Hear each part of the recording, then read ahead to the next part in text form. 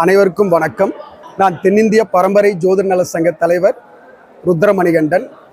எங்கள் சங்கம் பார்த்தீங்கன்னா, இந்த சங்கத்தில் 1000க்கு மேற்பட்ட உறுப்பினர்கள் இருக்கிறாங்க.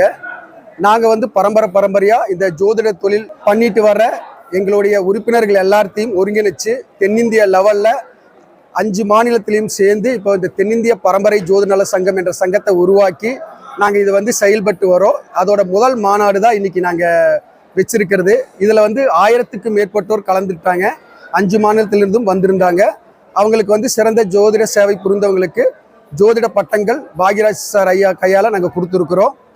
அதே மாதிரி இந்த மாநாட்டில் நாங்கள் முக்கியமாக ஒரு 7 தீர்மானங்கள் நாங்கள் நிறைவேற்றி இருக்கிறோம்.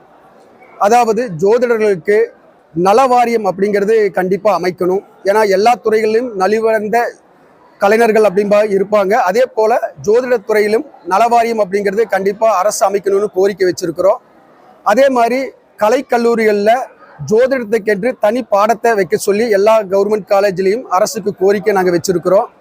அதே மாதிரி நம்ம அந்த காலம் தொட்டு இந்து சம்பிரதாயங்களும் நம்ம நிறையா பாரம்பரிய முறைகளும் பண்ணிட்டு இருக்கிறோம். அதில் மறைஞ்சிருக்கிற அறிவியல் பூர்வ விளக்கங்கள் என்ன அப்படிங்கிறத ஆராய்ஞ்சு அது மக்களுக்கு தெரியப்படுத்துறதுக்கு ஒரு குழு அமைக்கணும் அப்படிங்கிற மாதிரி கேட்டிருக்கிறோம்.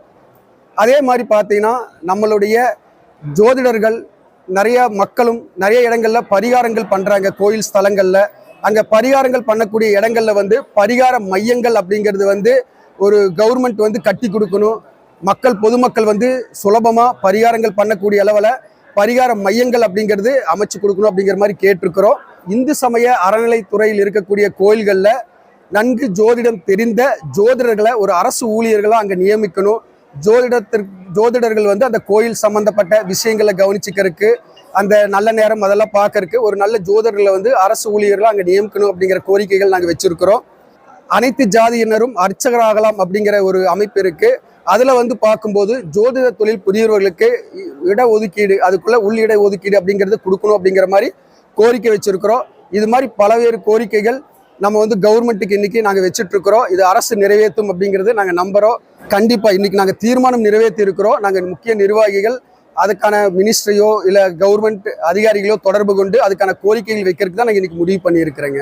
இன்னைக்கு முக்கியமான ஒரு விஷயம் என்னன்னா, எங்கள் சங்கத்தை சேர்ந்த உறுப்பினர்களுக்காக மட்டும் நாங்கள் ஒரு ஆண்ட்ராய்டு ஆப்பை உருவாக்கி இருக்கிறோம். தென்னிந்திய பரம்பரை ஜோதிட நல சங்கத்தை சேர்ந்தவங்க பயன்படுத்தும் வண்ணம் இலவச ஆண்ட்ராய்டு ஆப்பை நாங்கள் இன்னைக்கு அறிமுகப்படுத்தி இருக்கிறோம் இந்த மீட்டிங்ல. இல்லை அவருக்கு ஜோதிட ஆர்வம் இருக்கு. அது போக இந்த மண்ணோட அவர் இங்கதான் அவரோட சொந்த ஊர். அதுக்காக இங்க இருக்கிற மக்கள் எல்லாமே அவர் வந்தா நல்லா இருக்கும், நம்மளுக்கு சிறப்பு விருந்தினராக வந்தா நல்லா இருக்குங்கிற மாதிரி கோரிக்கை வச்சதால நம்ம அவர்கிட்ட போய் கேட்டோம். அவரும் பார்த்தீங்கன்னா கண்டிப்பா நம்ம ஊருக்காரங்க நான் வர்றேன் அப்படிங்கிற மாதிரி அந்த மக்களோட அன்புக்காக வந்தார் அவரு.